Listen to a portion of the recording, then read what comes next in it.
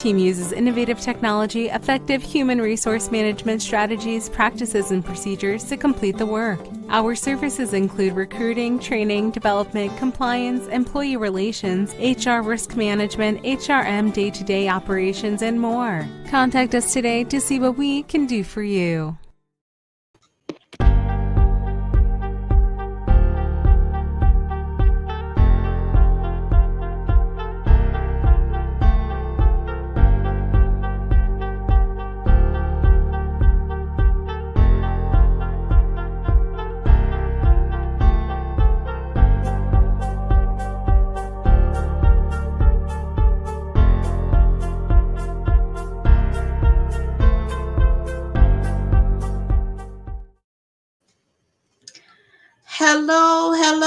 Hello, everybody. Happy Talk About It Thursday. Welcome to the show. I am excited to be here. I have the lovely Mariah Manuel-Berry, who is CEO of Knowledge Career Experts. She is joining us. I am okay. Let's say something one more time. That is correct. Can you hear me? Yeah, I was trying to see if we had I was hearing feedback, but you're fine. Okay, great. So happy Talk About It Thursday, everybody. Welcome to the show again.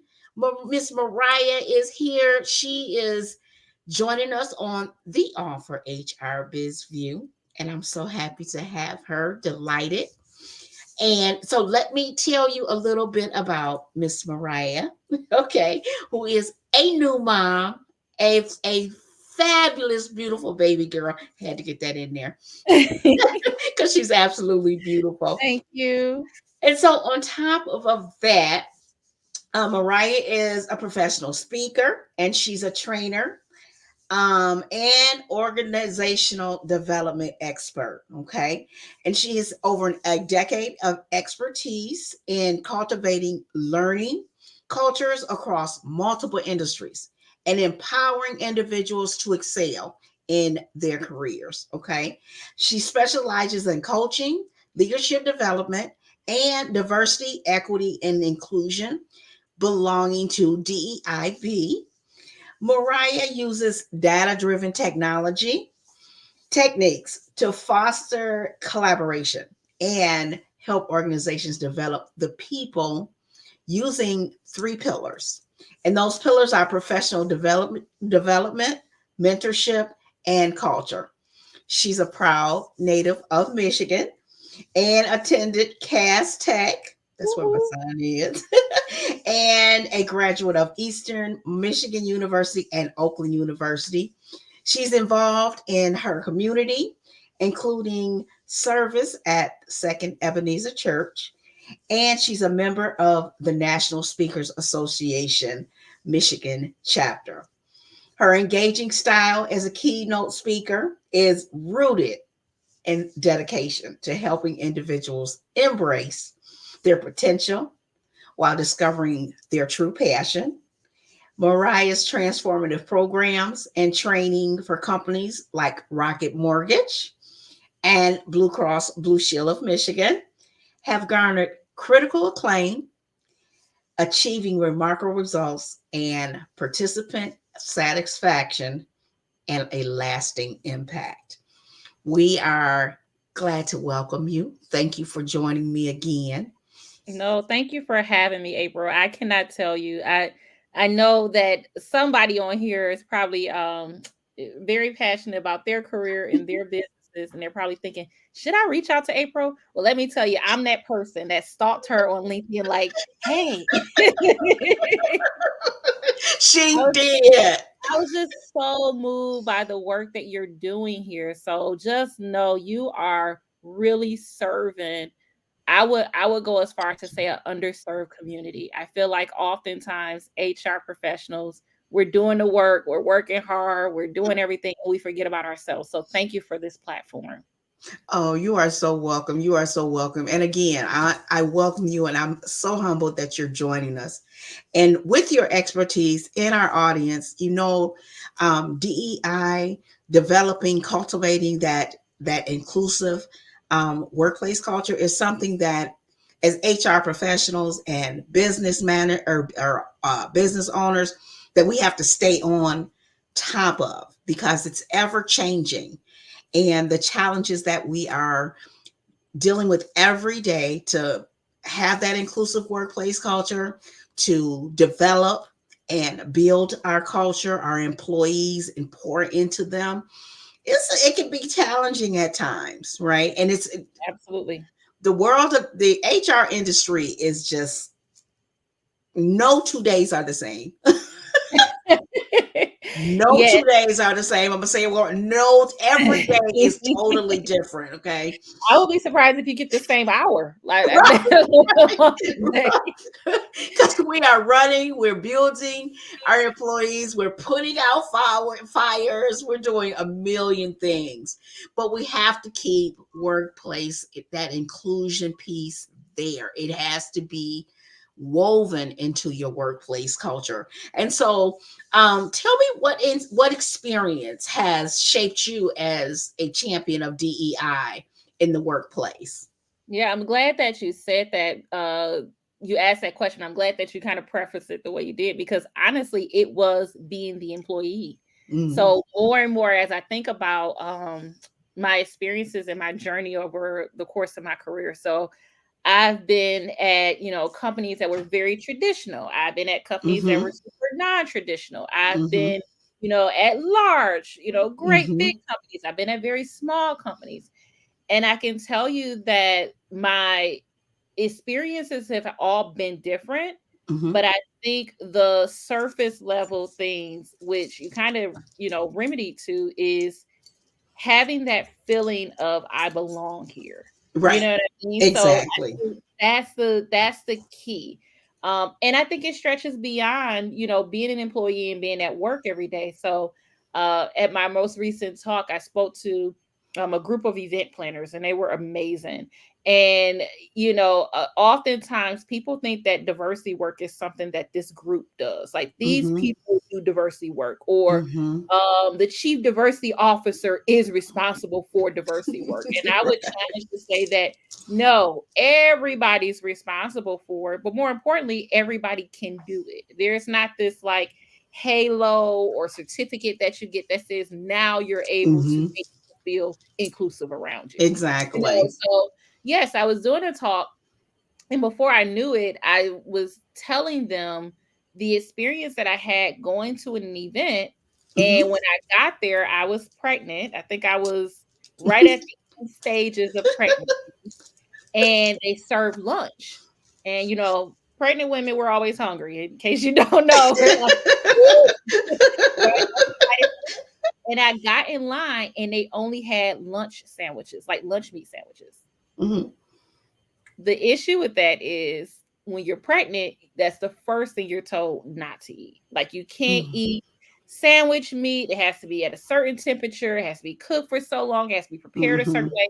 It becomes the riskiest thing. Mm-hmm. So imagine my, very pregnant self standing in line, waiting to eat, starving because I'm always hungry, and I can only have soup.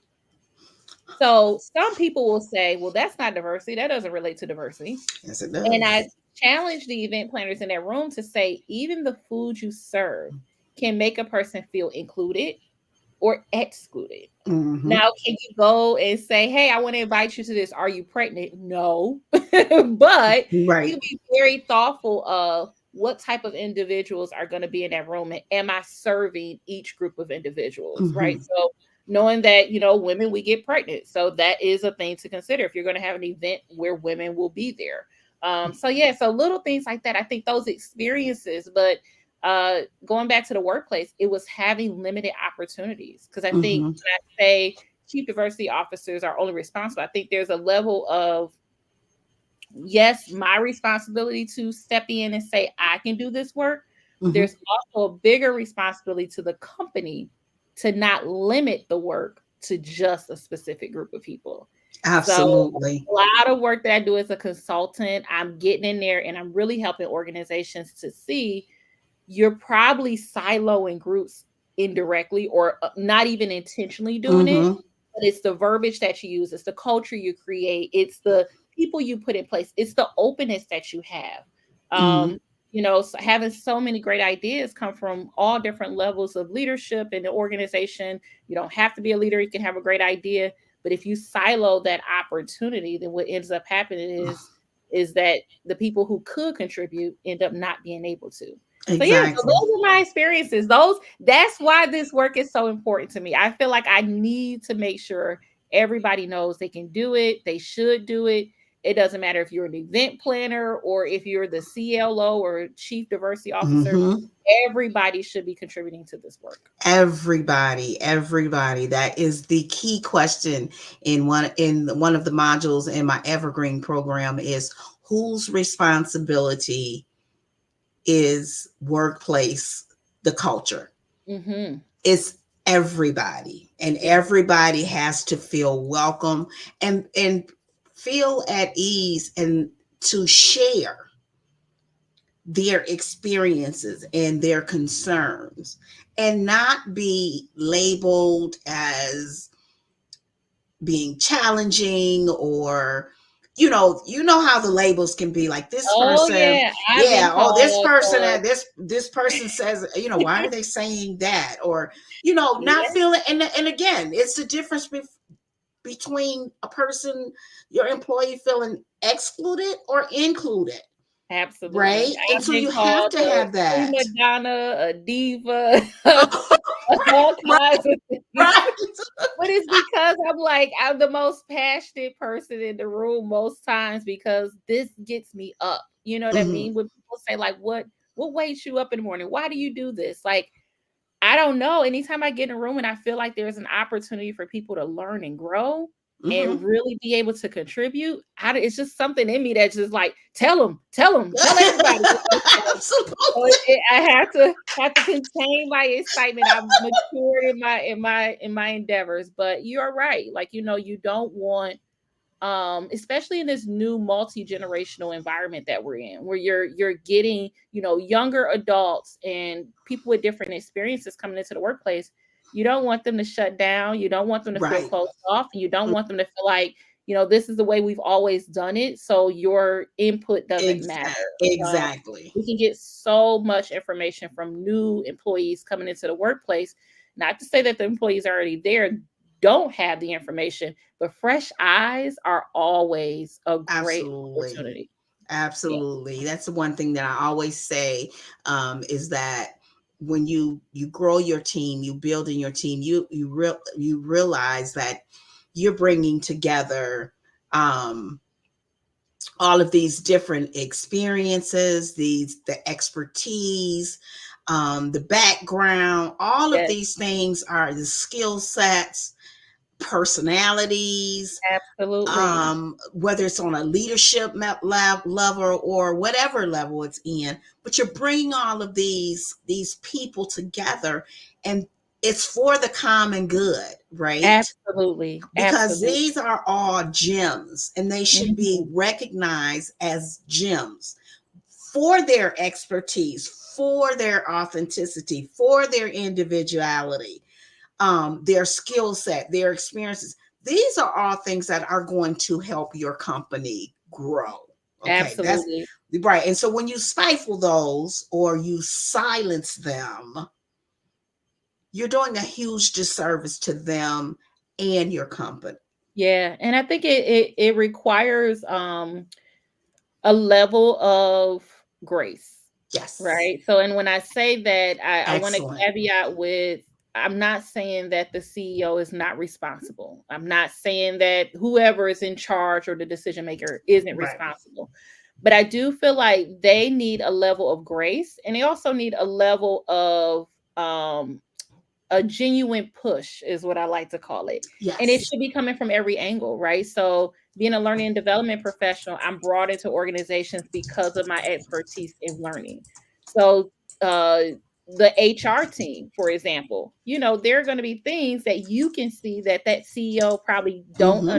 understand or can't see or Mm-hmm. don't see the long-standing kind of repercussions that it can have. Mm-hmm. For example, with the work of DEIB, anytime I work with an organization, I make sure to educate them that there is a legal ramification if this is done incorrectly. Mm-hmm. Diversity work isn't just something you push together and pop it on and go. There are lawsuits that can come out of the work if Mm-hmm. it's done incorrectly. So, and I think it's important as a learning development professionals, HR professionals, as anybody who's working with that organization, Mm-hmm. tell them the truth and kind of educate them and allow them to be able to make the decisions with our expertise in hand. Exactly. And now, so that's what it is people have to realize, employers and HR professionals have to realize that expertise is needed. So when Mhm. you go in blindsided, if you will, or like I always like to say with small business owners or the mid-sized, more so small businesses, you can't do HR if you don't have the expertise. That's true. You That is true. just you can't do it. You're That is true. blindy, and now there are resources that are available, and so if you choose to take that role, educate yourself. Absolutely. but Absolutely. but more importantly, don't be afraid to go out and get the support that you need in that area. The Absolutely. people are so good. I don't want to, I really don't need to pay for this service. Mm. Okay. Okay. So and it goes again with workplace inclusion and with DEIB. Yes, It's still the same thing.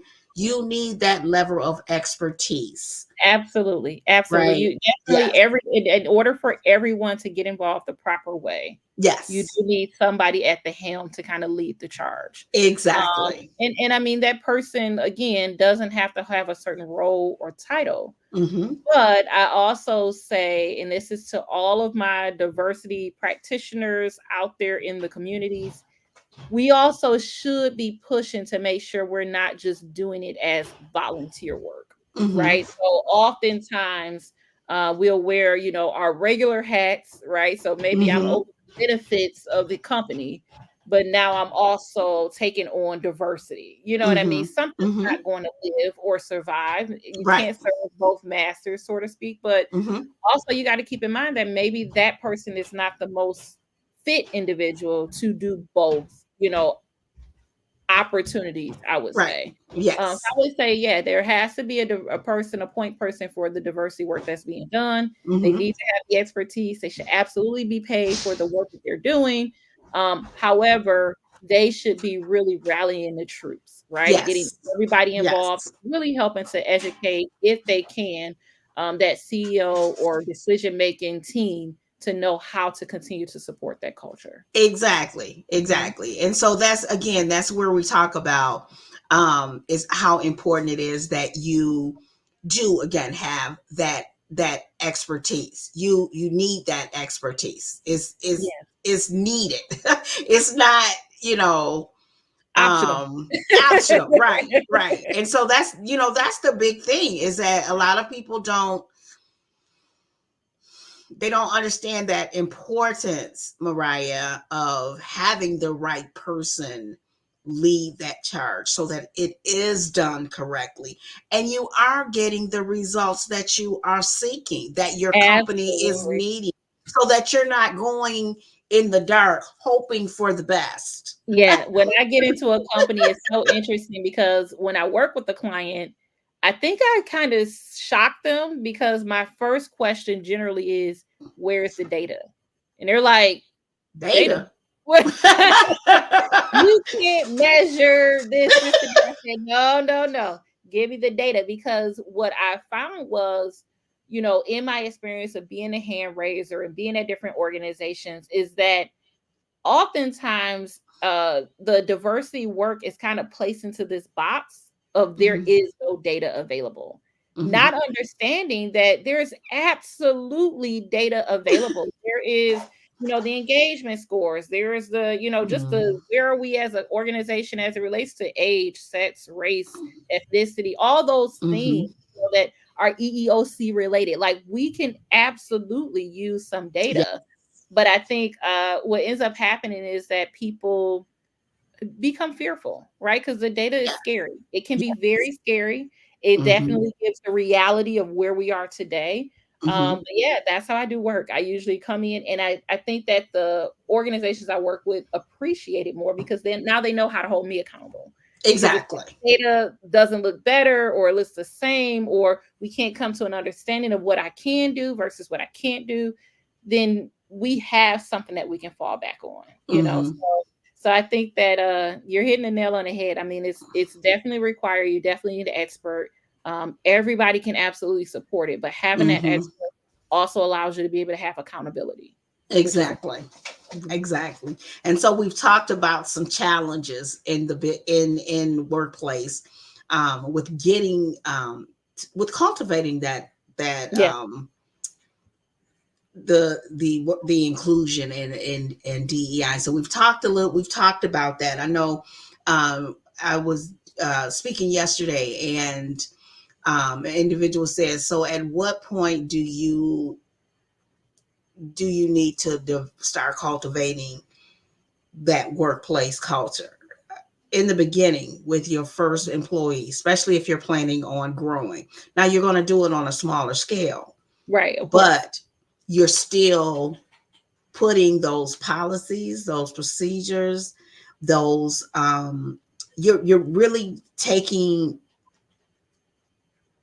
those aspects, those principles, and beginning to intertwine them into your workplace culture, so that when people come, when they join your team, they see it. It's prevalent. Yes, absolutely. Right. So you're not having to look for it. Yeah. Okay. Yeah, I would say you always want to have a strong foundation, right? Yes. So because, and we talk about change management, and change happens all the time. And yes, change is constant. It's always going to be there. There's going to be a new shiny thing. There's going to be a change in the market that requires us to pivot and all those things.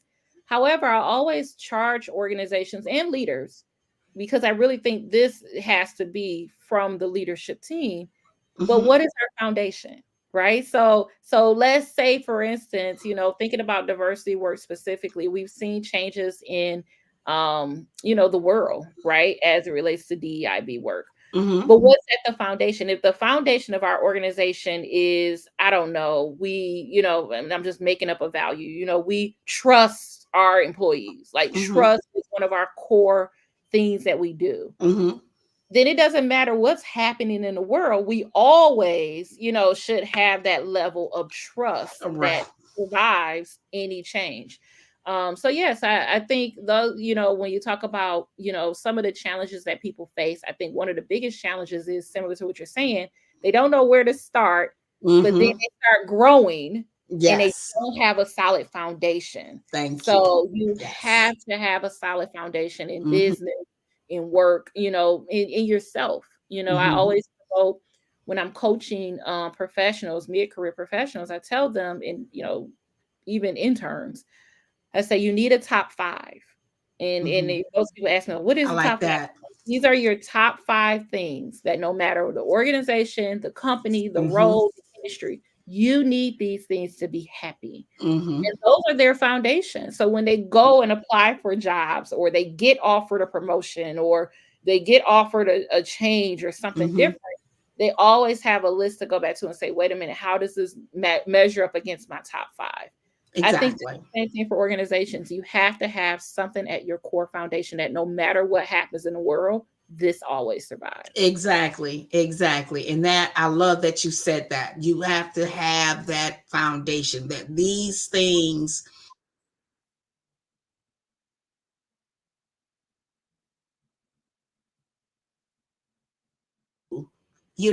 this is what is going to keep us grounded.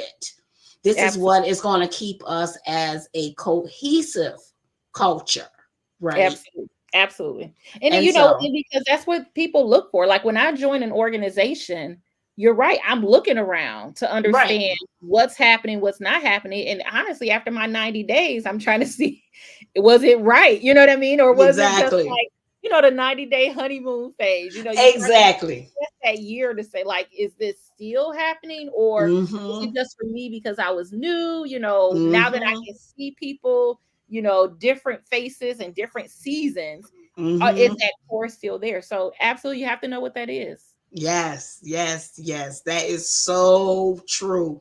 I always talk about the onboarding experience. Yes, indeed. You Yeah. know, it's very important that when you bring people on, when you in your brand as a company, that people see this is what we stand, that we do, we have, and we breathe an inclusive workplace culture. Yes. That's one of our top things, that everybody is included, and that Yes. we're listening to see what those differentialities are among our team, and be able and use them, Yes. encourage people to share them with us. Yes. And it's That's not how we just something on the website, right? grow. Right, It's right, not- right. So that's very important. That is huge.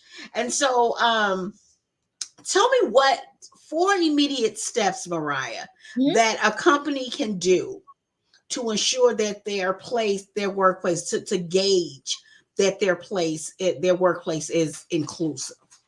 Absolutely. So there are some things that you mentioned my three pillars. So the three Uh-huh. pillars that I built my company off of are professional development, mentorship, and culture. And that culture piece is that diversity, equity, inclusion, and belonging. Mm-hmm. But I always tell people that those are three pillars that I've incorporated in my organization, because what I found was, after being a leader, a trainer, a consultant, Mm-hmm. coaching, CEOs and, frontline leaders and union Mm-hmm. employees and, new hires and interns, I found that those three pillars really are the things that are constant and consistent, and Mm-hmm. they survive time. So Mm-hmm. it's funny because these are three pillars that I've actually incorporated, but was kind of intimidated by earlier on in my career 10 Mm-hmm. years ago.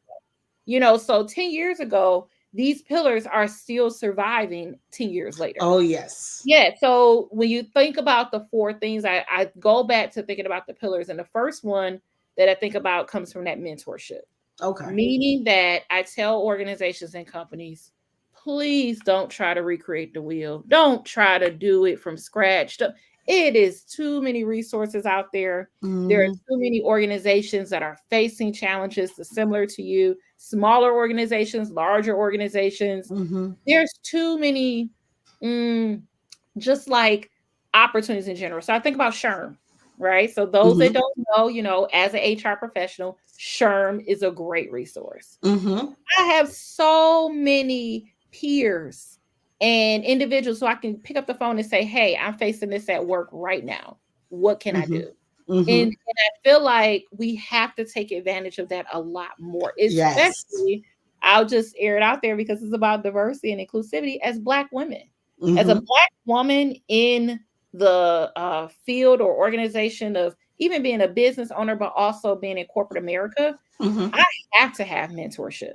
And my Mm-hmm. mentors don't always look like me. They don't speak my same language all the time. They don't have my same degree or pedigree or industry experience. But what I've learned was, by having those mentors, I'm learning things and tips and tricks, and I'm going faster. So I Mm-hmm. think the first thing is for organizations to do is to, what are some of the other things that other organizations are doing? What are they Mm-hmm. facing that are Mm-hmm. similar? How did they overcome that challenge, and Mm-hmm. what can we incorporate? Um, this other one actually comes from my bishop. He taught us this honestly from the pulpit, but it falls under that professional development piece. Mm-hmm. He talked about how you always are learning, unlearning, and relearning.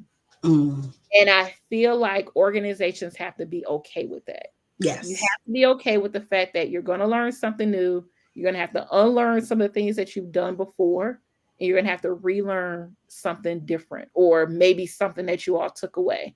But that's okay. I think that's important for you to have that learning environment where people are Yes. saying it's okay to make mistakes. Mm-hmm. It's okay to grow from those mistakes, but it's Mm-hmm. okay to know that we can always go back later, right? Yes. I think another one is understanding that you can't really push yourself too hard to know more or want to know more than you really spend time getting to understand. So like when I say that, I mean like increasing your awareness, right? Mm-hmm. So for example, Yes. um one of the things that I've done in my personal organization is I feel like I had, talked about culture, I talked about development, but there was always a chance for me to go deeper. And I Mm-hmm. couldn't really say, I'm going deeper, I'm learning more if I didn't actually get out there. Yes. So one of the things that I did was I was watching a Lifetime movie a few months ago. And in this Lifetime movie, it was about this woman who her daughter was taken, right? So her daughter's Mm-hmm. been taken and now she's at the police department and, she's telling the police my daughter was taken. And Mm-hmm. they're like, well, you got to wait 24 hours and then you Mm-hmm. come back because that's always the process. Mm-hmm. And she went back, her and her husband, to talk about her daughter, the next day. And the police officers were very standoff. They were like, oh, maybe she's with a friend. Maybe she ran away. Mm-hmm. It's very like pushed Yeah. away. Okay. And then that mother bear came out. so she's, you see the Lifetime movie, she's posting flyers and she made a connection with an organization called Black and Missing. Mm-hmm. This organization helped her to find her daughter. Lifetime at the end, they all say, this is a true story. And I said, really? And I went onto the Black and Missing website and I was surprised to see that this was actually an epidemic where people of color, when they go missing, receive way less resources Mm-hmm. than their counterparts. And I Mm-hmm. never did that. I'm a woman of color, but I've never experienced a missing, right? I've never Right. experienced it in my lifetime. So I was very surprised by this. Now, I could say, oh, this is sad. Hope it gets better. Hope somebody finds them. Like I Mm-hmm. can't discredit it, but instead, going back to you can't really say you're doing more until you start to know more and actually Mm-hmm. implement it. I actually started to do the research. So I started to find out about the organization. I reached out to the CEO. I started to follow them on social media platforms. And right now, I've even built a relationship where a portion of every monies that I raise within my personal business, I then donate to that organization. So Oh that goodness. organizations can't just say, we believe in inclusivity. Trust us. You got to actually put your money where your mouth is, Mm-hmm. the time where your mouth is, and you got to be consistent with it. So Mm-hmm. I think that's important. And that's something that organizations need to figure out and figure out how they're going to do it. And the last thing I would say is advocate for others. Mm. Talked about the things I've been Yeah. called, or I could tell you about the experiences that I've had in my career. Some great, amazing experiences, but some not so great. Yeah. And I can tell you the reason that I keep going is because I had someone there to advocate for me. I Mm-hmm. had that peer who, when I asked the question or made the statement and the room went silent, and it was like I said nothing, Mm-hmm. then they would say it and the room would bolster out and everybody say, that's a great idea. I had Mm. a peer who would then say, well, this is actually Mariah's idea. You need to have that advocacy for other people. And I think organizations should promote it. They should not brush under the rug that, women's voices aren't heard as often in rooms. Mm-hmm. That sometimes being the youngest, in most rooms that I go into, is not always a good thing. Most people look at me as not having experience or a level of immaturity. Mm-hmm. Um, Seniority can really play a part. So Mm-hmm. I think Yes. one of the things is finding ways to make it where your organization promotes a culture of advocacy for others and it's safe to do it and it doesn't feel bad. Allyship can happen and the organization is okay with it and they actually promote it, but they also, I would say, reward it. How many times do we hear a person receiving an award in their organization for being a great ally? I would say not that much. Right. Those types of awards that I would think organizations would want to see, because that means that your foundation is good. It's an Yes. inclusive environment. So Yes. I know Yes. I talk a lot, but look, I got ideas. Like No, no, no, no, no, no, no. That no. That's why I had no. That's why I had you here, because your ideas are wonderful. They're refreshing.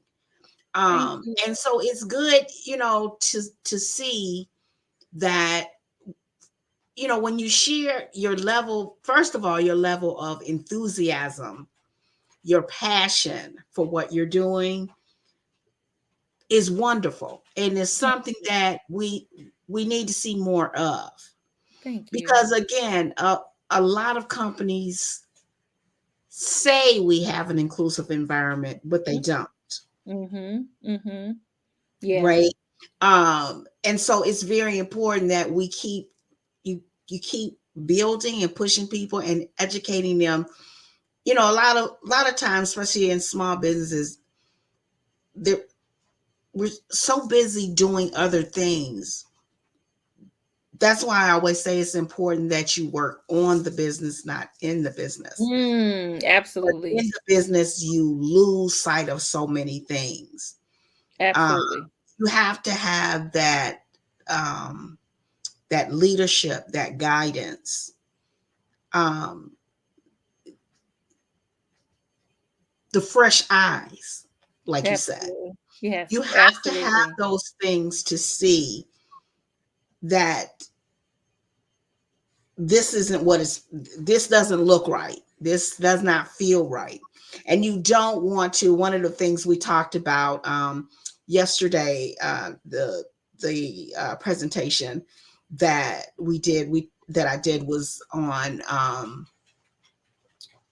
having ABCs of HR and having an agile HR. So being able Mm-hmm. to adapt quickly. Don't wait till the last minute. The last thing you want to do is wait until something happens and blows everything Right. up, right? Exactly. So Exactly. that's key. That's key. So again, you don't want that to be to give the look that, oh yes, we have a workplace, an inclusive workplace environment, but you have a revolving doorway. And those two things don't live. You know what I'm saying? Yeah, these They are don't two things that mix. don't go Yeah, together. Yeah, yeah, they don't I go together. agree. I totally agree. Right. I You totally can't, agree. yeah. So you have to be aware of that. You can't think that, oh, this is just the era we're in. This is just the way things are. Yeah, yeah. And that's, I think, like you said, you hit the point, fresh eyes. But that's why I love being a consultant, Hmm. because I tell people all the time, like, even as an internal consultant, I'm doing the work, but I don't have any skin in the game. You know what I mean? Like, I'm not, Hmm. so in love with the process that Right. I can't see the freshness of it. So, Yes. like the example you gave, if there's a revolving door, I'm not saying, well, there's a revolving door because, right? I'm saying there's a revolving door, right? Right. And then I'm Exactly. digging deeper to figure out what is the story Thank you. behind it. Yes. But yeah, and I think another thing, like when you asked about challenges, it's important to bring in someone like a consultant, like fresh eyes, like new resources, Hmm. and give that responsibility to one person, because there is a level of fear. And this Hmm. has nothing to do with organizations. This is just people being people being people. Hmm. We all have Absolutely, that level Mariah. of fear. And unfortunately enough, but I know it's getting better every day, is that diversity work scares people. It scares people a lot of times because it's not new. It's just that we haven't really had the opportunity to really see it beyond its surface, and its surface being Hmm. age, race, sex, right? Right. So those things sometimes are a little more intimidating. They're a little more fearful. But Hmm. like I just gave an example in the beginning of our talk of pregnant women. Yeah, I mean, I would say that has something to do with, sex Hmm. or race or something, or not race, but more like gender. Hmm. However, that portion of pregnancy has Hmm. nothing to do with those things. And those are the types of things that we got to consider. Food, being under diversity, is not normal for us. So just constantly considering the fact that there is a level of fear that's there. Having Yes. some resource to come in and support you is not Mm-hmm. a bad thing. It actually makes you stronger in the long run. Yes. But it's okay to have those fears and those intimidation factors because we're human, right? If Right. we didn't have them, I would be afraid because I would be thinking, are we so far off that we don't think we need it? But I know that we need this work, and I know that it's Right. important for it to be done. Absolutely. Absolutely. And that, again, that's where that support is there and it's needed. And so you need that level of expertise so you can have someone that knows what they're looking for. They know what principles they're using to build your organization, to help you build the organization that you can be proud of. Yeah, The and even for workplace HR culture. professionals. Yeah. Yeah, I think HR Yeah. professionals, we really, the individuals who I've worked with, they really have a unique opportunity because in Mm-hmm. most cases, the HRBPs and all that, they're the trusted guys, Mm-hmm. right, in Mm-hmm. those business areas. And if they raise their hand and say, hey, this is all good, but we need a professional to come in. Right. I need us to think about bringing in a consultant, or we need to consider, have we looked at other organizations? They Mm-hmm. really become the advocates or the elevation for Mm-hmm. this work, so it doesn't have to always come from, I would say, the CEO's mouth, but I think that HR professionals, we have a very unique perspective because we are hearing the voices of the employees. Mm-hmm. We are experiencing, the work with the leaders. We're doing the, Mm-hmm. retaining of employees and things like that. And then we have the CEO's ear. So sometimes it's important for us to advocate in a different way. Where Mm-hmm. we're advocating for the business and say, hey, I see all these things. We've Yes. gone as far as we can. We need to bring in someone else. Exactly. Mhm. Exactly. So before we wrap up, I want you to, oh my goodness. Um, what nugget do you want to leave with because you've shared so much. And again, I love your passion. Thank you. I love the work you're doing. Um, what nugget would you love to leave with our audience today?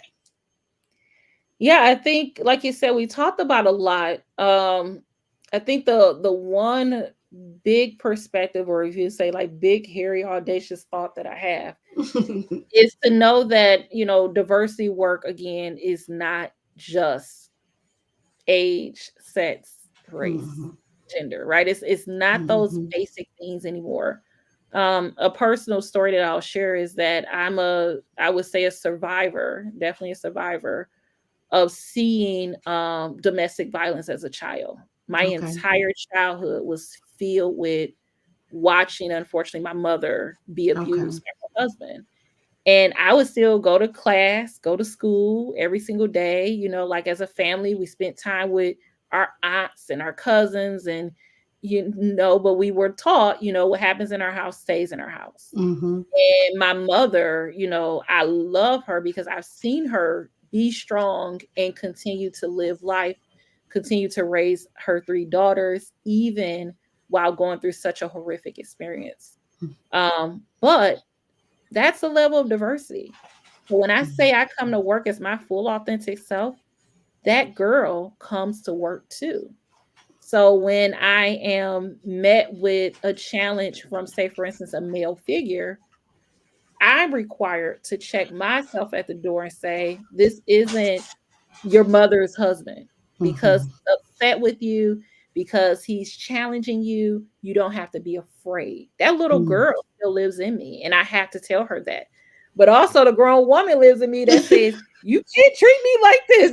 So I have to calm her down too, right? So that's a level of understanding that I think that if I could leave anything, is for people to understand like diversity isn't always here, right? Mm-hmm. It's Yes. internal, it's deep. It's sometimes people aren't going to be bold enough to share it. You're just going to have to know that you don't know what that person goes home to. And you don't know where they came from. So you have to understand that there's a level of responsibility that we have as HR professionals, as leaders, as business owners, as just all around people, is to be inclusive and understand that you don't know everybody's story, but everybody deserves to have a story and a voice.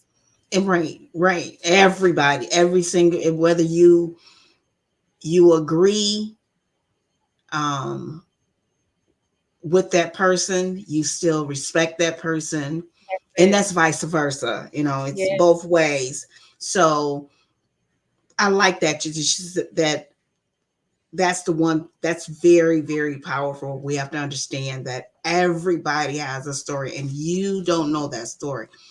And so we have to have those inclusive work environments. We have to have that level of empathy, because you don't know what people are going through. You don't know where people have come from. We just don't know. And so that's very, very, very important. Again, very powerful, that we as people have to get away from the fact that I don't agree with you. I don't like you. I don't want to know anything about you because I don't agree with your views. Agree to disagree, but still respect and empathize. Be sensitive. Absolutely. To others. Absolutely. And it's something that is,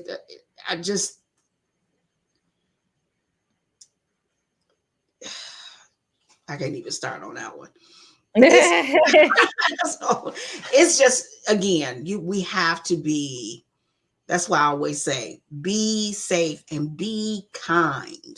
Absolutely. Listen to people. And just because you disagree with them, it doesn't mean that you have to call them out their names. You have to be disrespectful. All of that. Yeah. Diversity work, I believe, is so closely tied to mental health. I just did a talk recently with the Black Speakers Network, and that was what my talk was about, is the tie that those two topics truly have. And it's beautiful. It's beautiful to know that we are finally in a space where people are willing and able to, do the work, make the sacrifice, really focus on what it's truly about. And we're getting better. We're getting better. Organizations are getting better. The world is getting better. I really, truly feel and believe that. I feel like we are elevating this topic in ways that we haven't done in the past, which is great. Yes. And there is room for more. And I know you are going to go far. Take that passion and that smile and thank you. Keep going. I so appreciate you taking time to be at the show. Let's do this again. Yes, absolutely. Let's do this again. This time I won't. Yes, I feel so bad because the first time I was like, I'm gonna get it done before I go into labor, and then I'm at the hospital. No, there's no reason to feel bad at all, because you was man, you were gonna have to push it out because I'm going into labor. I said, bless her heart. You should have seen that passion came in. All of a sudden, I realized, like, all those things you tried to book before you went into labor. But yeah, like you said, she's a gem. Paris, my baby, she is the love of my life. So I'm so happy she's here. But yeah, she definitely came 3 weeks early and messed up everybody's schedule. She didn't mess up anything. I was like, she went in labor. It's so funny because everybody was like, "You're not gonna make." I was like, "Yes, I am. I'm gonna make it." Like, I'm booking stuff the day before the hospital visit. Yeah, so I learned. Always learning, unlearning, and relearning. So Absolutely.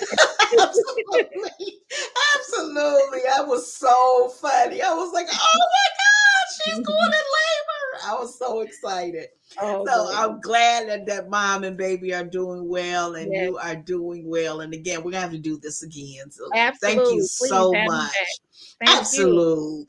Thank you again, everyone. It is Miss Mariah Manuel-Berry. She is founder and CEO of Knowledge Career Experts, LLC. So you want to reach out. I'm going to drop her contact information. She is on LinkedIn. No, yeah. So have a chat with her. All right.